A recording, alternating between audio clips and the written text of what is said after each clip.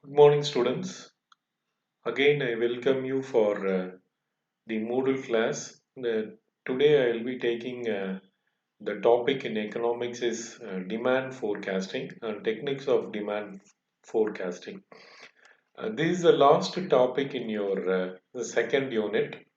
And if any topic is left over, you can remind me in the that 1 hour class. Okay, so you can check the syllabus and you can let me know when I'm handling that 1 hour regular class for you. So many people would have studied already about demand forecasting.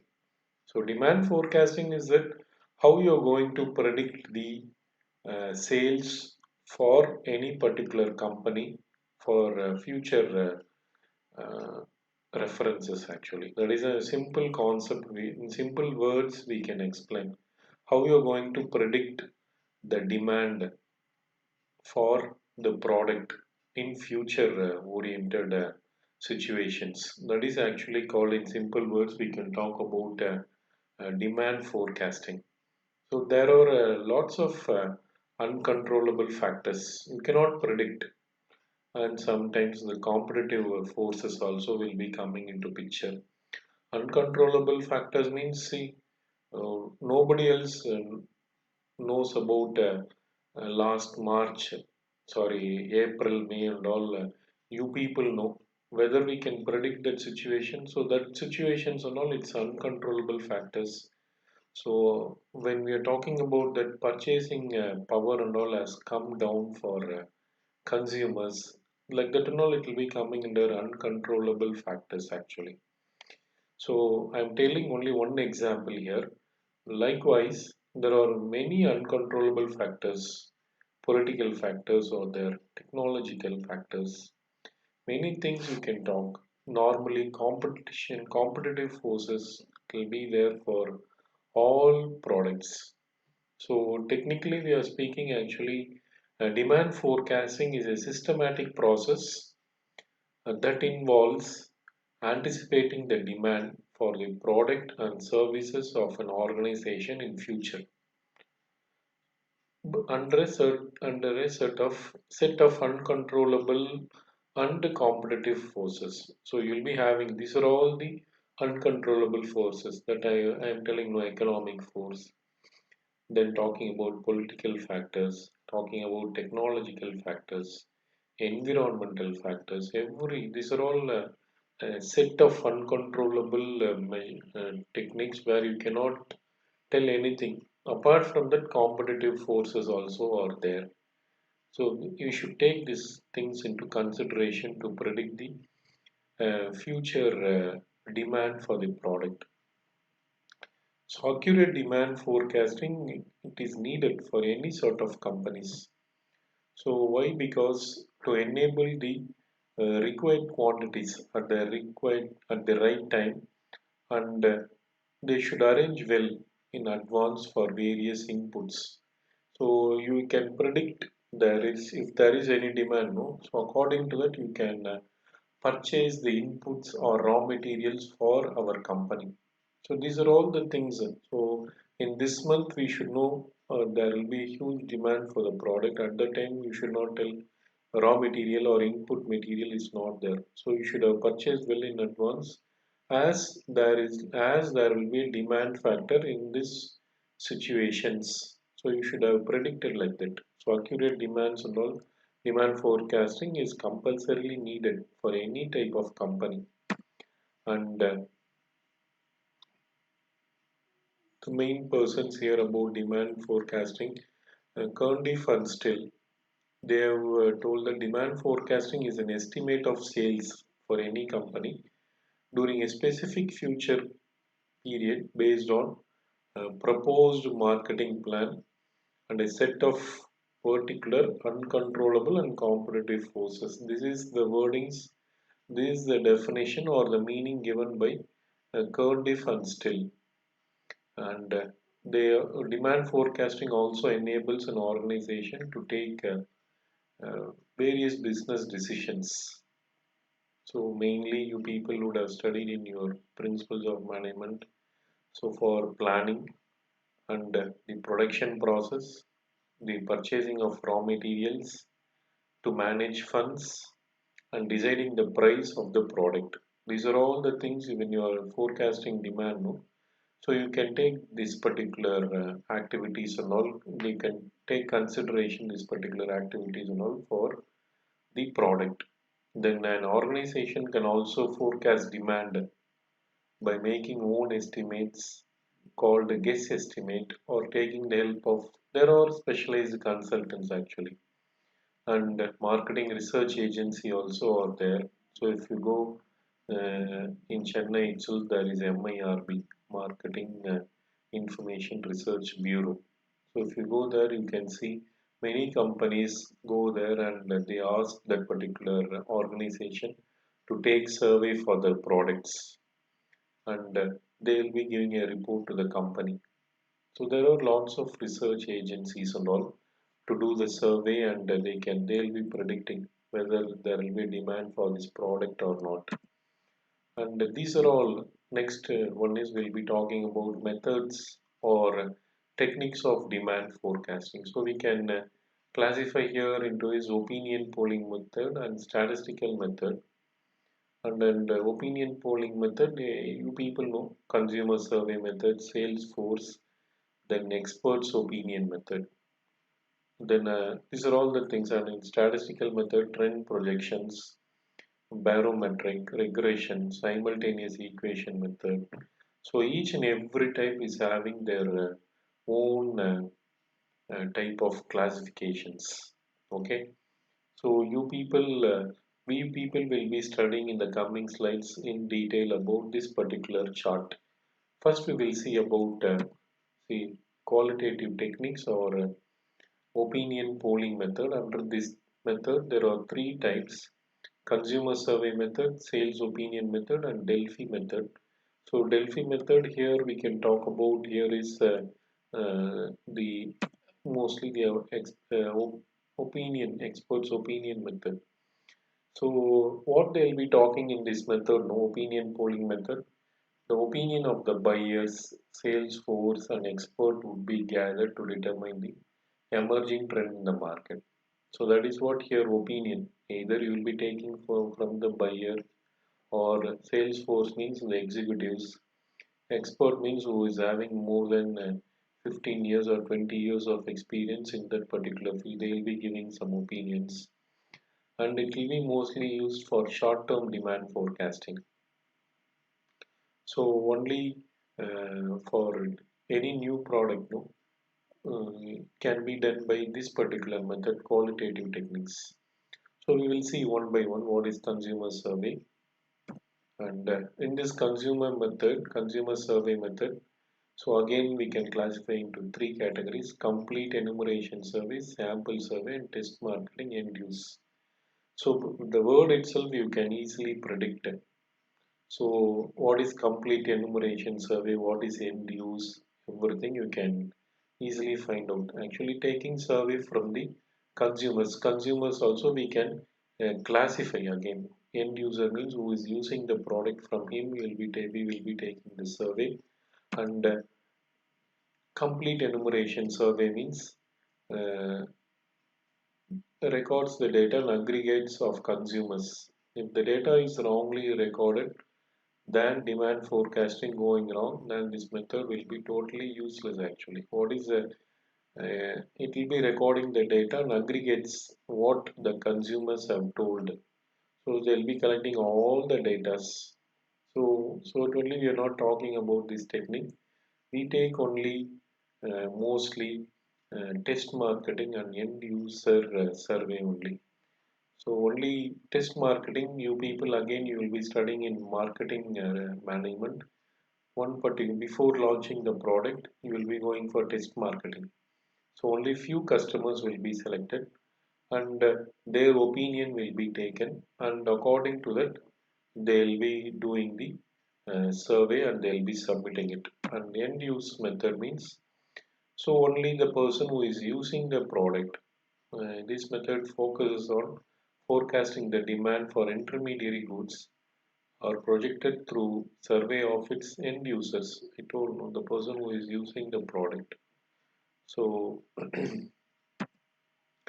Then Salesforce opinion, the executives, the why, because we are talking about this technique is these persons are having a direct link with the consumers. So they'll be gathering lots of information from the consumers and from the executives. The company takes ideas and according to that they design the product or they change the features and all. So it is also called as grassroots approach. It is taken from why it is called as grassroots approach because it is taken from the bottom level of the employees. So it only from each and every territory, the salesperson will be giving their opinion, and according to that, so it will be successful also. And this one is Delphi technique or expert opinion. The person who is having a rich experience in that particular field, minimum of 15 years of experience, minimum. So they'll be giving the opinion about that particular area, and they'll be projecting the sales. Okay, this for this particular company, the sales will be so expert opinion will be like that. And then this one is actually second method is quantitative techniques or statistical analytical methods. So it is full of based on the statistical references which you will be studying trend projection, barometric, regression method, econometric method. This particular four methods will be we will be studying in this particular technique of demand forecasting. So trend projection.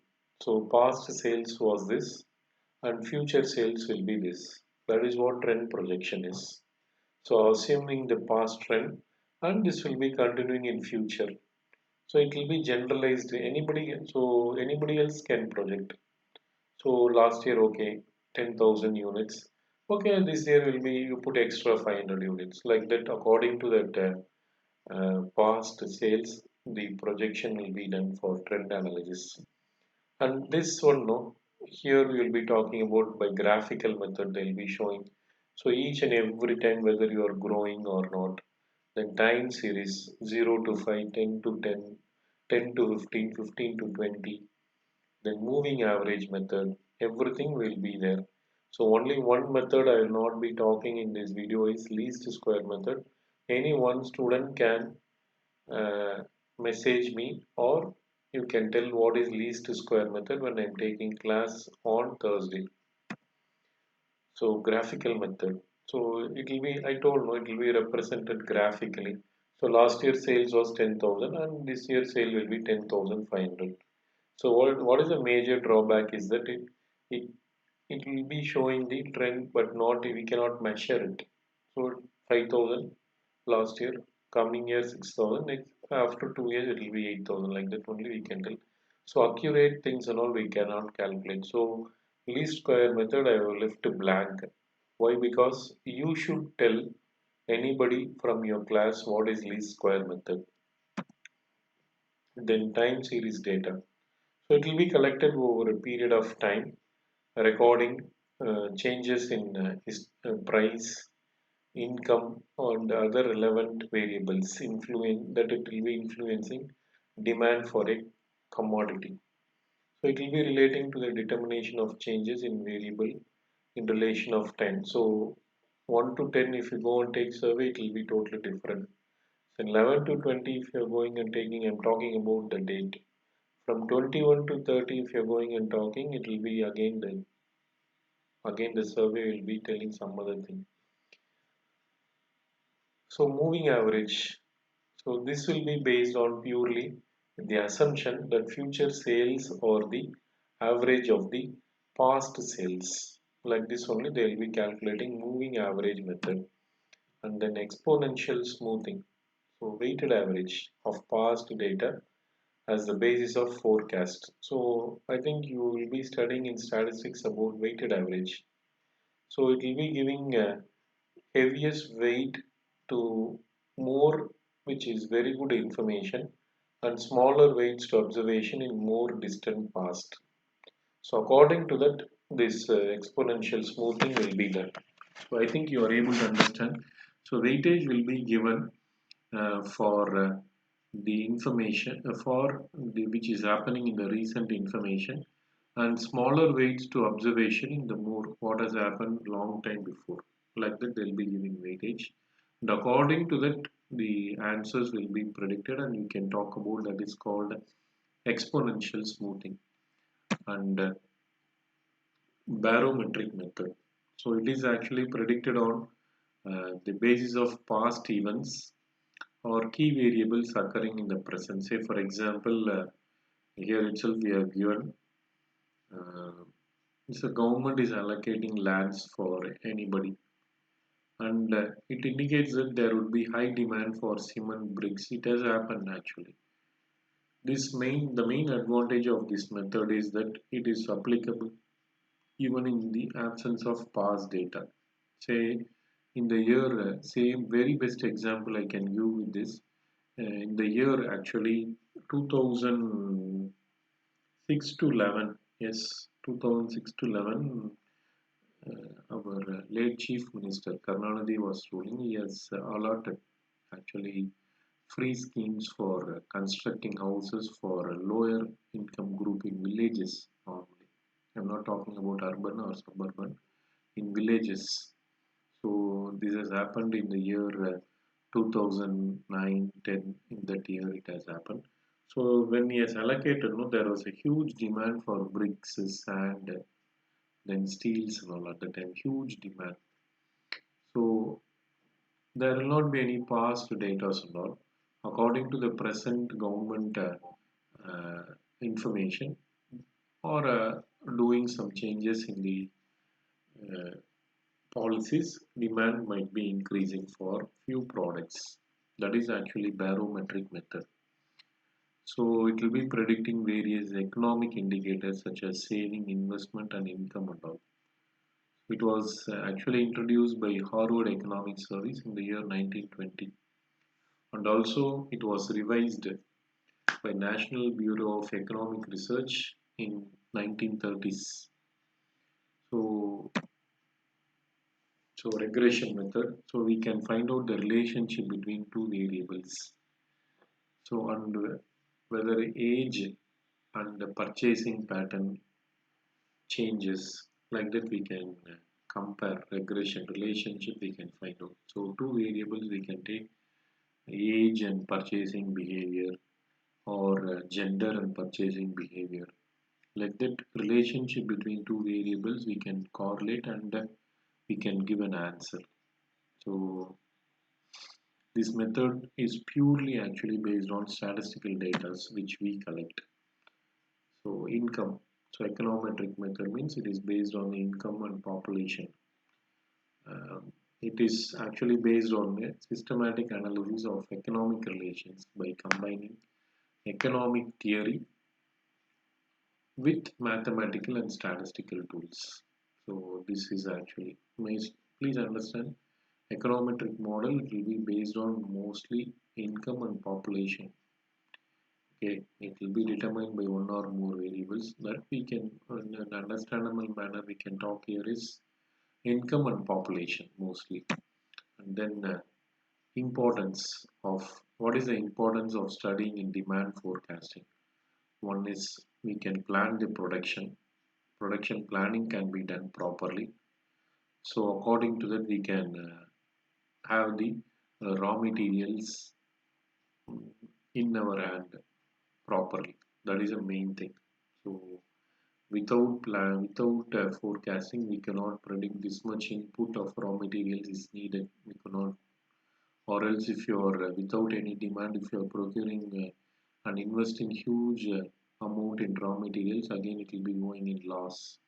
So planning, if you're having very good forecasting, production planning can be done properly. Then sales forecasting, so it can be based on purely on demand forecasting only. So efforts, promotional efforts of the firm should be based on the sales forecasting only mostly.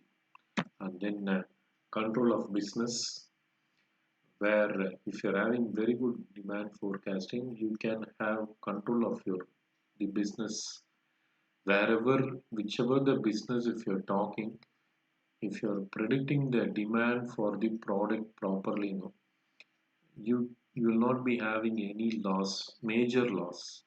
So loss will be there in one or two areas, but not you will not suffer any major loss because when there is demand, you can study, and when there is no demand, according to that you can plan. So control of business can be done properly, and too much of inventories no need to be stored. So if you are predicting the demand properly, so you no need to invest too much of amount for inventory, that is stocks. So raw materials, intermediate goods, finished products. So you can estimate this much is needed for this particular year or month or quarterly, and according to that you can invest in that stocks. So stocks means please don't take stock exchange. We are talking about inventory, and then economic planning and policy making. So the government will be determining its import and export policies in view of long-term demand forecasting for various goods in the country. So normally, so I told non-controllable forces, this is one. So economic policies, economic planning and policy making. So that is a major thing, and it will be growth and long-term investment programs if you're having a very good demand forecasting. So it is necessary for determining the growth for not only for the firm, even for our country or for any individual, and long-term investment programs and planning. So with this very short video, that is up, I think it is up to 22 minutes. So we conclude the techniques of demand forecasting and importance of demand forecasting.